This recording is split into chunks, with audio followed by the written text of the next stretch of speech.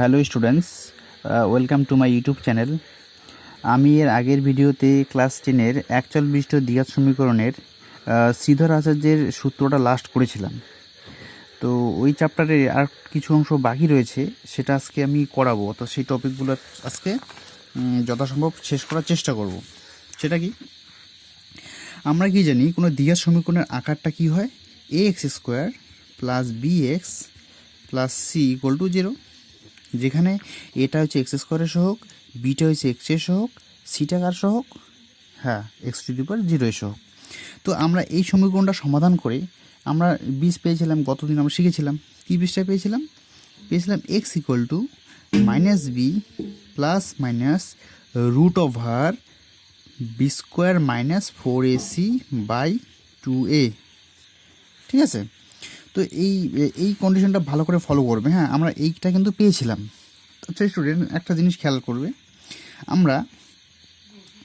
আমরা যদি এই অংশটার কথা বিবেচনা করি, অর্থাৎ এটা একটা বীজ, অর্থাৎ এই সমীকরণটা সমাধান করে আমরা এই বীজটা পেয়েছি। এই সময় এখান থেকে আমরা কি দুটো বীজ এখানে পাইছি, অর্থাৎ এখানে আমরা এই জায়গায় সেপারেট করতে পারি। তো একটা জিনিস খেয়াল রাখবে স্টুডেন্টস, আমরা কিন্তু এই যে অংশটা রয়েছে না ভিতরে, অর্থাৎ রুট ওভার এই বীজের যে ভিতরে এই অংশটা রয়েছে বি স্কোয়ার মাইনাস 4ac, আমরা এই পার্টটাকে বেসিক্যালি নিরূপক বলা হয় বা ডিসক্রিমিন্যান্ট বলা হয়। ঠিক আছে, এটা কি বলা হয়? নিরূপক। অর্থাৎ যদি বি স্কোয়ার মাইনাস 4ac টা 0 হয়, কি হয়? যদি বি স্কোয়ার মাইনাস 4ac এই পার্টটা যদি 0 হয়, তাহলে কিন্তু আমরা এর কি, এই পার্টটা যদি 0 আসে, তাহলে আমরা কি এর বাস্তব মান নির্ণয় করতে পারবো। যদি বীজটা অর্থাৎ নিরূপক যদি বাস্তব ও সমান হয়, অর্থাৎ যদি 0 হয়, নিরূপক যদি 0 হয়, তাহলে কিন্তু আমরা এর কী মান পাবো? কোনো একটা বাস্তব মান পাবো। এবার দ্বিতীয় কন্ডিশন কি? যদি বি স্কোয়ার মাইনাস 4ac এর ভ্যালুটা যদি গ্রেটার দেন 0 হয়, তবুও কিন্তু আমরা এর বাস্তব মান পাবো, বাস্তব ও অসমান মান পাবো। ঠিক আছে, উপরেরটা কি হবে? বাস্তব ও সমান মান পাবো। বুঝতে পারছো স্টুডেন্টস? গ্রেটার দেন 0 মানে কি, এখানে ভ্যালুটা কি 0 থেকে বড় হবে, রুটের ভিতরের ভ্যালুটা। এবার যদি বি স্কোয়ার মাইনাস, অর্থাৎ বি স্কোয়ার মাইনাস 4ac মানে এই নিরূপকটা যদি লেস দেন 0 আসে, তাহলে কিন্তু আমরা কোনো বাস্তব বীজ পাবো না, অর্থাৎ কাল্পনিক বীজ পাবো। মানেটা হচ্ছে 0 থেকে ছোট যে কোনো মান একটা কল্পনা করো, ধরলাম -1 -2, এখানে পুট করে দাও রুটের ভিতরে মাইনাস ভ্যালু, অর্থাৎ এটা কি একটা এর বীজটা আমরা নির্ণয় করতে পারবো না। বুঝতে পারছো? ব্যাস।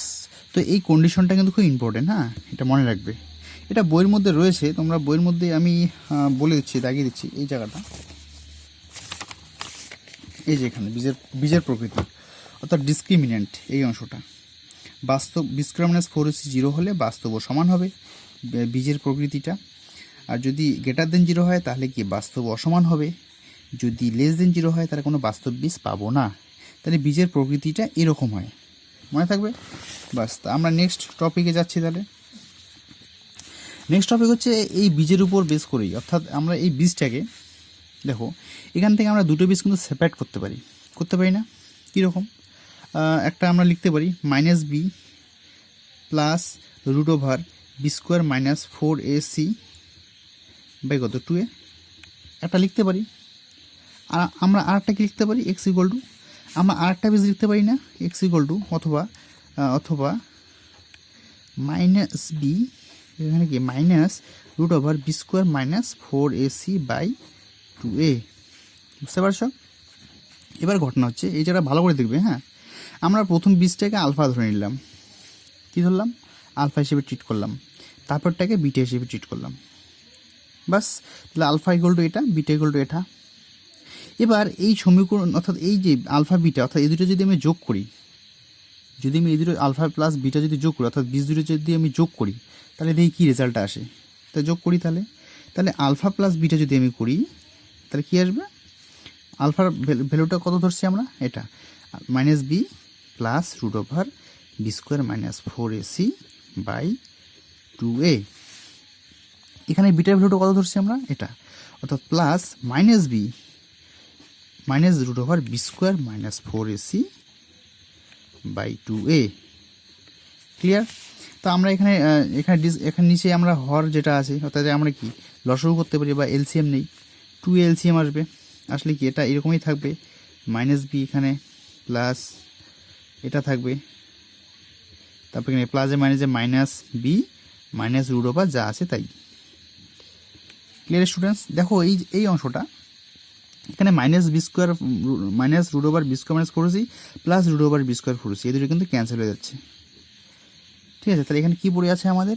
এখানে পড়ে আছে মাইনাস বি, তার মানে মাইনাস 2b বাই নিচে আছে 2a, অর্থাৎ আমরা যদি এই 2 ক্যান্সেল হয় তাহলে কি লিখতে পারি? মাইনাস অফ বি বাই এ। তাহলে আলফা প্লাস বিটাটা কি আসতেছে? বি বাই এ, অর্থাৎ এই বীজ দুটো যোগফল কি আসতেছে আমাদের?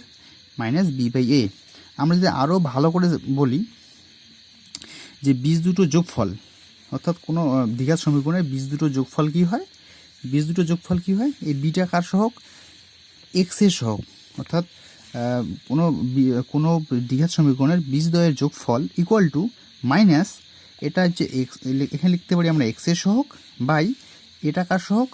এটা হচ্ছে এক্স স্কোয়ারের সহগ, তার মানে লিখতে পারি এটা এবং এক্সের সহগ।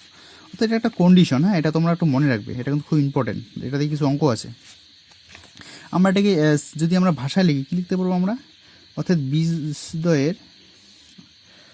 বীজদ্বয়ের যোগফল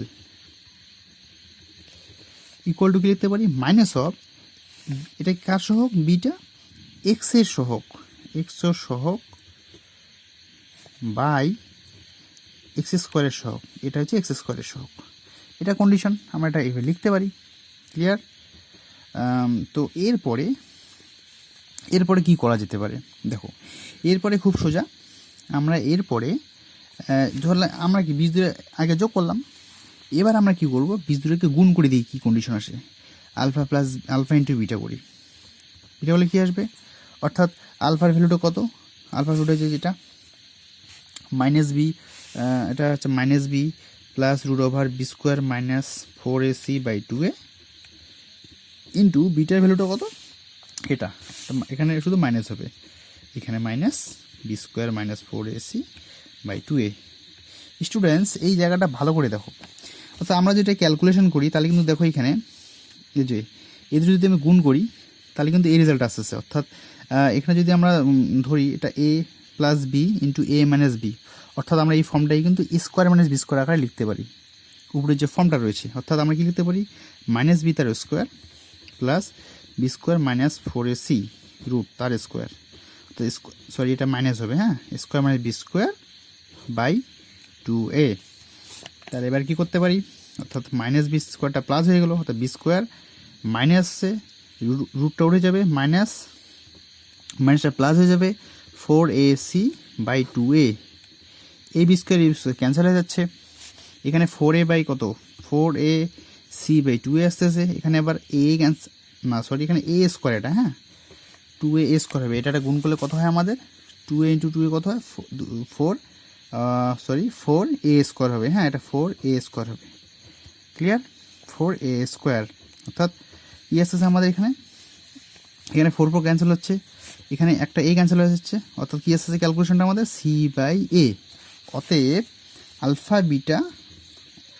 into beta equal to c by a। আমরা এখান থেকে কী বলতে পারি? বীজদ্বয়ের গুণফল ইকুয়াল টু সি টাকার সহগ এক্স টু দি পাওয়ার 0 এর সহগ, অর্থাৎ এক্স টু দি পাওয়ার 0 এর সহগ বাই এ টাকার সহগ, এটা হচ্ছে এক্স স্কোয়ারের সহগ বাই এক্স স্কোয়ারের সহগ। তা আমরা এটাকে এভাবে লিখতে পারি, অর্থাৎ বীজদ্বয়ের গুণফল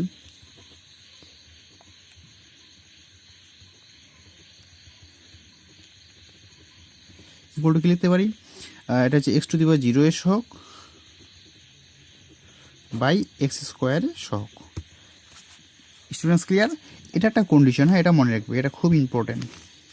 তো এই কন্ডিশনগুলোর উপর বেস করে কিছু অঙ্ক রয়েছে, এই অঙ্কগুলো আমি তোমাদের একটু বইয়ে দাগিয়ে দিচ্ছি, এগুলো তো বাড়িতে একা একা করে নিও, খুব সোজা। তাহলে বই বের করি। আচ্ছা, প্রথমে নিরূপকের যে প্রকৃতি সেটার উপর বেস করে কিছু অঙ্ক উদাহরণ আছে, সেটা দাগিয়ে নাও। সেটা রয়েছে 31 নম্বর উদাহরণ, অর্থাৎ পৃষ্ঠা নম্বর 24-এর 31 নম্বর উদাহরণটা দাগাও। এটা করবে এত কিছু উদাহরণে যে অঙ্কগুলো রয়েছে, বীজদ্বয়ের প্রকৃতি নির্ণয়, খুব সোজা। এটা করে নিও, এগুলা উদাহরণগুলো দেখে নিও। বাড়িতে সবার নিশ্চয়ই বই আছে, বইটা ফলো করে এগুলো খাতার মধ্যে টুকে নিও। এখানে 32 নম্বরটা দেখাও, খুব ইম্পর্টেন্ট। 33টা নিজে করবে, 34টাও খুব সোজা। অর্থাৎ এখানে ডিসক্রিমিনেন্টটা 0 করলেই হয়ে যাবে। অর্থাৎ ডিসক্রিমিনেন্ট 0 মানে এখানে ওই যে বি স্কোয়ার মাইনাস 4ac যে ফর্মটা, তো 34 নম্বরটা করবে বাড়িতে একা একা বুঝে অসুবিধা হলে আমাকে তোমরা জানিও, ঠিক আছে। এরপরে যেটা 35 নম্বর রয়েছে, এটা কিন্তু খুবই ইম্পর্টেন্ট একটা প্রবলেম। হ্যাঁ, এটা একটু দেখে নিও, এটা ভেরি ইম্পর্টেন্ট, ঠিক আছে। এটা তোমরা বাড়িতে করে নিও। তারপরে পৃষ্ঠাটা বের করো, 26 আমি যেটা করালাম, এই যেটা 17 নম্বর অঙ্কটা আমি বুঝিয়ে দিলাম। এই কন্ডিশনটা এখানে বলা আছে বইয়ের মধ্যে, এটাই বলা আছে। তারপরে এখানে অর্থাৎ বীজদ্বয়ের সমষ্টি আর বীজদ্বয়ের গুণফল, এই দুটো কন্ডিশন, ঠিক আছে। তো এরপরে তোমরা কী করবে, এখানে উদাহরণের মধ্যে তোমরা দাগাবে হচ্ছে 36গুলো দাগাও, এগুলা দেখে নিও, খুব সোজা সোজা। 37, 38 এগুলা বাড়িতে করবে। 39টা খুবই ইম্পর্টেন্ট এই উদাহরণটা, ঠিক আছে, ভেরি ইম্পর্টেন্ট করে নাও। এটা কিন্তু পরীক্ষায় ডাইরেক্ট আসে, ঠিক আছে। 39, তারপরে পৃষ্ঠা উল্টাও। তারপরে তোমরা করবে যে 40, সেটাও ইম্পর্টেন্ট একটা প্রবলেম। তারপরে 40-এর পরে তোমরা দেখাবে হচ্ছে 41টা নিজে করবে, এটা কিন্তু নিজে করি বলা আছে, ঠিক আছে, চেষ্টা করবে এগুলা। তারপরে এখানে উদাহরণের মধ্যে তোমরা 21টা দেখবে, 20টা দেখবে, এই যে হলুদ কালারের যে 20 দেওয়া আছে। তারপরে এখানে আছে তোমরা 42টা যেটা আছে, 42 নম্বর 43 নম্বর, এই দুটো করবে, খুব ইম্পর্টেন্ট কিন্তু এটা। হ্যাঁ, আচ্ছা স্টুডেন্টস, তো আমি তোমাদের এই উদাহরণের যেগুলো প্রয়োজন সেটা দাগিয়ে দিলাম। এরপরে অনুশীলনী আসা যাক। কষে দেখি 1.5, এখান থেকে কোনগুলো করব। 1-এর সবগুলো করতে হবে, 2-এর সব করতে হবে, 3-এর সব করতে হবে, 4-এর সব করতে হবে, 5-এর সব, 6-এর সব, 7-এর, 8-এর সবগুলোই, 9-এর প্রমাণটা, 10, 11টা করতে হবে। এগুলো ছোটো ছোটো প্রবলেম, তো এগুলো ছোটো ছোটো অঙ্ক, খুব সোজা সোজা। এমসিকিউস তো সব করতেই হবে, এগুলো পরীক্ষায় আসে ডাইরেক্ট, ঠিক আছে। অর্থাৎ 12-র সবগুলো, 13-র সবগুলো। তো এটুকুই আজকে থাকলো। কিছু প্রবলেম করে দিতাম, তো ভিডিওটা অনেক লেন্দি হয়ে যাচ্ছে। এর পরবর্তী একটা ভিডিও বানিয়ে তোমাদের কিছু প্রবলেম সলভ করে দেবো, এই বীজদ্বয়ের প্রকৃতি এবং বীজের যে কন্ডিশন দুটো রয়েছে সেই দুটোর উপর বেস করে যে প্রবলেমগুলো রয়েছে আমি সেগুলো চেষ্টা করব করে দেওয়ার। তো এখন ঘটনা হচ্ছে, তোমরা বাড়িতে যে যতটুকু পড়া দিলাম বীজের, অর্থাৎ কী কী পড়া দিলাম, 1 নম্বর হচ্ছে বীজের নিরূপক নির্ণয়, নিরূপকের প্রকৃতিটা। তারপরে 2 নম্বর কী শিখলাম আমরা, দ্বিঘাত, অর্থাৎ কোনো দ্বিঘাত সমীকরণের বীজদ্বয়ের যোগফলের কন্ডিশনটা। 3 নম্বর কী শিখলাম আমরা, কোনো বীজদ্বয়ের গুণফলের যে কন্ডিশনটা সেটা। এই 3টা ভালো করে দেখবে এবং উদাহরণের অঙ্কগুলো বাড়িতে একা একা করার চেষ্টা করো এবং বোঝার চেষ্টা করো। কোনো জায়গায় অসুবিধা হলে আমাকে বলবে এবং জানাবে, আমি তোমাদের সলভ করে দেওয়ার চেষ্টা করব পরবর্তী একটা ভিডিও বানিয়ে। তো এরপরে আমি তোমাদের অনুশীলনী কিছু প্রবলেম নিয়ে আমি আবার একটা ভিডিও বানাবো, ঠিক আছে। ততক্ষণ পর্যন্ত তোমরা সবাই ভালো থেকো, সুস্থ থেকো। আর ভিডিওটি ভালো লাগলে অবশ্যই লাইক করো।